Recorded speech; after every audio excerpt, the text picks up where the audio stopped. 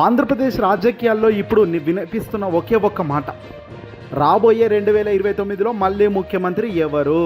కూటమి ఎన్ని కుట్రలు చేసినా, ఎన్ని ప్లాన్లు వేసినా పేదల గుండెల్లో నిలిచిన నాయకుడిగా వైఎస్ఆర్సీపీ పార్టీ అధినేత జగన్మోహన్ రెడ్డి గారు మళ్ళీ అధికారంలోకి రావడం ఖాయమేనా? అవును, క్షేత్రస్థాయిలో ప్రజలు కోరుకుంటున్నది ఇదే. జగనన్న పాలనలో సంక్షేమం ప్రతి ఇంటి తలుపు తట్టింది. ఇప్పుడు కూటమి ప్రభుత్వం వస్తే ఏం పోగొట్టుకున్నామనేది ప్రజలకు అర్థమవుతుంది. అందుకే 2029 యుద్ధానికి సిద్ధం కావాల్సిన సమయం రాబోతుంది. ఇక్కడ ముందుగా జగన్ గారు ముఖ్యమంత్రిగా ఉన్నప్పుడు ప్రవేశపెట్టిన నవరత్నాలు కేవలం పథకాలు కావు, అవి లక్షలాది మంది కుటుంబాల జీవన ఆధారాలు. అమ్మఒడి, పేద బిడ్డ చదువుకు అండగా నిలిచిన గొప్ప పథకం. తల్లి ఖాతాలో 15,000 పడ్డం ఇక్కడ ఎంతో స్ఫూర్తినిచ్చింది. విద్యార్థులను బడికి పంపడంలో తల్లిల పాత్ర కూడా పెద్దగా మారిన వైన్యం ఇది. రైతు భరోసా, అన్నదాతకు పెట్టుబడి సహాయం అందించిన ఏకైక ఘనత జగన్మోహన్ రెడ్డి గారు. అలాగే పేదవాడికి కష్టం వస్తే గుర్తొచ్చేది ఆరోగ్యశ్రీ. నేడు కనుమరుగవుతున్న ఆరోగ్యశ్రీ వైద్యం, పేదలకు ఎక్కడికెళ్ళిన అందని వైద్యం స్పష్టంగా కళ్ళకు కట్టినట్లు కనబడుతున్న తరుణంలో పేదవాడి గుండె చూపు ఇప్పుడు ఆరోగ్యశ్రీ వైపు మళ్ళింది.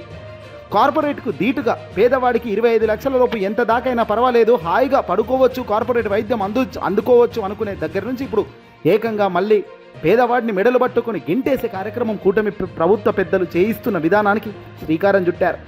ఇక్కడ జగన్ అద్భుతంగా మార్కులు సాధించారు. గడిచిన వైఎస్ఆర్సీపీ పార్టీ 5 ఏళ్ల కాలంలో బటన్ నొక్కి ప్రజల ఖాతాల్లో లక్షల కోట్లు పంపిన ఏకైక నాయకుడిగా చరిత్రలోకి ఎక్కిన వ్యక్తి, విజనున్న నాయకుడు జగన్. నేను ఉన్నాను అన్న మాట కట్టుబడి కులం, మతం, రాజకీయం చూడకుండా ప్రతి అర్హుడికి న్యాయం చేస్తూ వచ్చారు. ఇదిగో ఈ నిజాయితీనే ఇప్పుడు వైసీపీకి శ్రీరామ రక్షణ కవచంలా కాపాడుతోంది. ప్రస్తుత కూటమి ప్రభుత్వం ఇచ్చిన హామీలు ఏమయ్యాయి? సూపర్ 6 పథకాలు ఎక్కడున్నాయి? నిరుద్యోగ భృతి, ఉచిత బస్సు ప్రయాణం వంటి హామీలు అమలు చేయడంలో జరుగుతున్న డిలే ప్రజలు గమనిస్తున్నారు. జగన్ గారి హయాంలో వాలంటీర్ వ్యవస్థ ద్వారా ఇంటికి పెన్షన్ వచ్చేది. ఇప్పుడు ప్రజలు పడుతున్న ఇబ్బందులు చూస్తుంటే జగనన్న పరిపాలనలో మేలు అనే భావన పల్లెల్లో గట్టిగా వినబడుతుంది. రాజకీయ కక్ష సాధింపులు, దాడులతో పరిపాలన సాగిస్తే ప్రజలు క్షమించరని కూటమి కూడా భయపడిపోతుంది.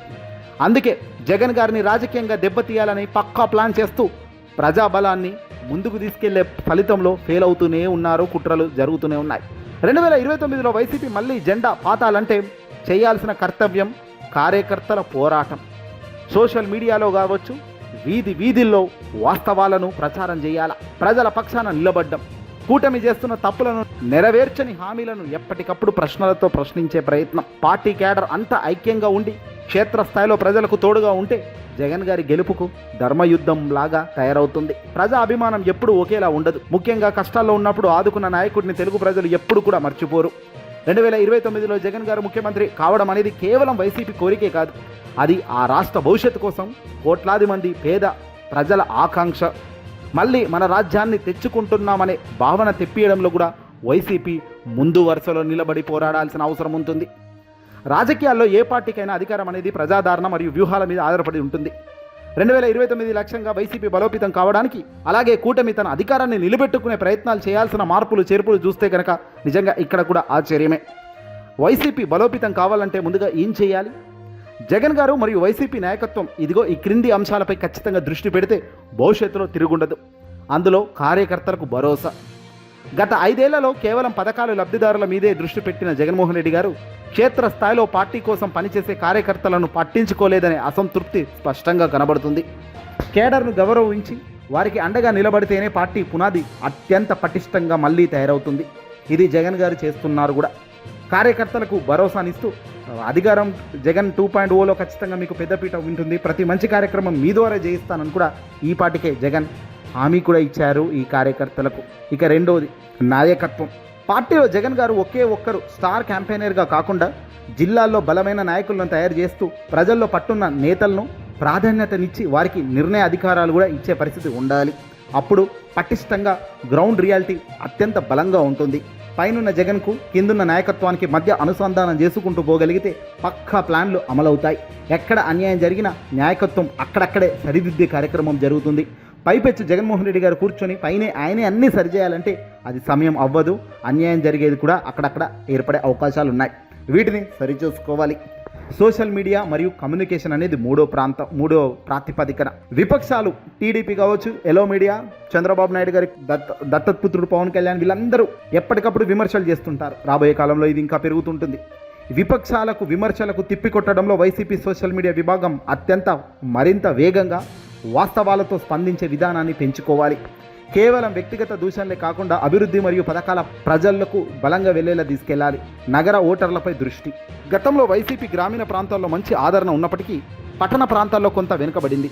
మధ్యతరగతి ప్రజలను, ఉద్యోగులను ఆకట్టుకునేలా కొత్త విధానాలను రూపొందించాలి. తద్వారా ఓటర్ల జాబితాపై దృష్టి పెడతారు. ప్రతిపక్షంలో ఉన్నప్పుడు ప్రజా సమస్యలపై నిరంతరం పోరాడాలి. కేవలం అసెంబ్లీకి వెళ్లడం లేదా వెళ్ళకపోవడం కాకుండా ప్రజల మధ్య ఉంటూ ధర్నాలు, ఆందోళనల ద్వారా ప్రభుత్వంపై ఒత్తిడి ఎప్పటికప్పుడు తెస్తూనే పోవాలి. ఈ పై చెప్పిన ఈ అన్ని అంశాల్లో బలంగానే వైఎస్ఆర్సీపీ పార్టీ జగన్మోహన్ రెడ్డి గారు ఉన్నారు. అత్యంత బలంగా వైఎస్ఆర్సీపీ సోషల్ మీడియాను తయారు చేసుకోవాలి. ప్రతి నియోజకవర్గంలో క్యాడర్ను బలంగా చేసుకోవాలి. క్యాడర్తో పాటు అనుసంధానంగా అయ్యే సోషల్ మీడియా విభాగాన్ని కూడా అటాచ్ చేసుకుని ప్రతి అంశాన్ని లోతుగా పరిశీలించి విశ్లేషించి వివరణాత్మకమైన వివరణ ఇచ్చగలిగితే అద్భుతం. ఇక రెండోది, ఇదంతా ఒకెత్తు. తెలుగుదేశం పార్టీ, జనసేన, బీజేపీ కూటమి మళ్ళీ అధికారంలోకి రావచ్చా? రావాలంటే వీళ్ళు ఏం మార్చుకోవాలి? ముందుగా సూపర్ 6. ప్రస్తుతం అధికారాన్ని కొనసాగిస్తున్న కూటమి మళ్ళీ అధికారంలోకి రావాలన్నా, వాళ్ళ మళ్ళీ గెలవాలన్నా 2029లో నిలబెట్టుకోవాలంటే ఖచ్చితంగా ముగ్గురు కలిసి ఉంటే చాలు అనుకుంటున్నారు. కానీ అది తప్పు. కలిసి ఉండడం వల్లే గెలుస్తామంటే అప్పులో కాలేసినట్టే. ఈసారి సూపర్ 6 ఎన్నికలకు ముందు ఇచ్చిన సూపర్ 6 హామీలన్నీ తూచా తప్పకుండా అమలు చేయాలి. ముఖ్యంగా నిరుద్యోగ భృతి, మహిళలకు ఉచిత బస్సు ప్రయాణం, తల్లికి వందనం వంటి పథకాల్లో ఎలాంటి డిలే లేకుండా వేగంగా జరిగితే ప్రజల్లో వ్యతిరేకత వచ్చే ప్రమాదం తగ్గుతుంది. కానీ గడిచిన 2 సంవత్సరాలుగా ఎక్కడ కూడా ఇవి లేవు. ఇప్పుడు కొత్తగా చేసినా అది రాదు. రాజధాని మరియు అభివృద్ధి. అమరావతి నిర్మాణం వేగవంతంగా చేయడంతో పాటు ఉత్తరాంధ్ర మరియు రాయలసీమ ప్రాంతాల్లో పరిశ్రమలు తెచ్చి నిరుద్యోగులకు ఉద్యోగ అవకాశాలను రెట్టింపులు చేయాలి. లక్షల్లో ఉద్యోగాలు తేకపోయినా వేల సంఖ్యలో ఉద్యోగాలు సృష్టిస్తున్న విధానం ప్రాక్టికల్గా ప్రజలకు కనబడాలి. కేవలం సంక్షేమం మాత్రమే కాకుండా అభివృద్ధి కళ్ళకు కనిపించేలా ప్రయత్నం చేయాలి. మాటలు చేతలు కాదు. జగన్మోహన్ రెడ్డి గారిపై ఎప్పటికప్పుడు విమర్శలు చేయడమే గొప్ప అనుకుంటే ఇక్కడే ఫెయిల్ అవుతారు. ప్రాక్టికల్ రియాలిటీ డాక్యుమెంట్తో మాట్లాడగలిగితేనే సక్సెస్కు కొద్దో గొప్ప దారి. ఇక బ్యాలెన్స్డ్గా సమన్వయం. టీడీపీ, జనసేన మరియు బీజేపీ మధ్య ఉన్న బ్యాలెన్స్డ్ సమన్వయం కేవలం నాయకుల స్థాయిలో కాకుండా కింది లెవెల్లో, గ్రౌండ్ లెవెల్లో, గ్రామ స్థాయిలో కార్యకర్తల మధ్య ఎలాంటి విభేదాలు లేకుండా చూడాలి. అంతర్గత విభేదాలు రాకుండా చూసుకోవాలి. ఎక్కడికక్కడ సమన్వయంగా సమస్యలు పెరగకుండా ఎక్కడికక్కడ కట్ చేస్తూ అక్కడికక్కడ డిజాల్వ్ చేస్తూ వెళ్ళాలి. అలా వెళ్ళాలి అంటే గ్రౌండ్ లెవెల్లో పటిష్టంగా తయారు కావాలి. అలా లేకపోతే రాబోయే ఎన్నికల సమయానికి వీళ్ళే కొట్టుకునే పరిస్థితి వస్తుంది. మరి వీళ్ళంతా కొట్టుకుంటున్నప్పుడు ఇదంతా ఆటోమేటిక్గా వైసీపీకి అనూహ్యంగా ప్లస్ అవుతుంది. వాలంటీర్ వ్యవస్థకు ప్రత్యామ్నాయం. గత ప్రభుత్వ వాలంటీర్ వ్యవస్థ వల్ల ప్రజలు పొందిన సౌలభ్యాన్ని ప్రస్తుత వ్యవస్థలో కూడా అందించాలి. పెన్షన్లు, రేషన్ వంటివి ప్రజల ఇంటికి డోర్ డెలివరీ ద్వారా వెళ్లేలా చూడాలి. అలాగే కరెంటు బిల్లులు, ధరల నియంత్రణ, కరెంటు ఛార్జీలు, నిత్యావసర వస్తువుల ధరలు పెరగకుండా జాగ్రత్త పడాలి. సాధారణ ప్రజానికం ధరల పెరుగుదల పట్ల చాలా సున్నితంగా ఉంటారు. ఎక్కడ ఏం జరిగినా వాళ్ళ నుంచి వచ్చే వ్యతిరేకత ఊహించని స్థాయిలో విఫలానికి కారణం. వైసీపీ తన సైన్యాన్ని అంటే కార్యకర్తలను కాపాడుకుంటూ ప్రజల్లో ఉంటే పుంజుకునే అవకాశం స్పష్టంగా కనబడుతుంది. అదే సమయంలో కూటమి ప్రభుత్వం పాలన, గవర్నెన్స్ మరియు నమ్మకం, ట్రస్టును నిలబెట్టుకోగలిగితే అధికారం సాధ్యమవుతుంది. ఇది చాలా కష్టం. ఎందుకంటే గడిచిన 2 ఏళ్లలో పూర్తిగా అటర్ఫ్లాప్ దిశల్లోనే వీళ్ళు వెళ్తున్నారు. రాజకీయాల్లో ప్రజలే దేవుళ్ళు. ప్రజల మనసు గెలుచుకుంటే చాలు ఓట్లు పడతాయి. ఆ ఓట్లు పడితే చాలు నెగ్గుతారు.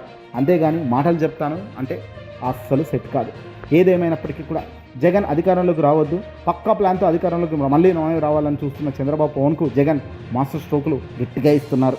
చూడాలి చివరి దాకా మరి.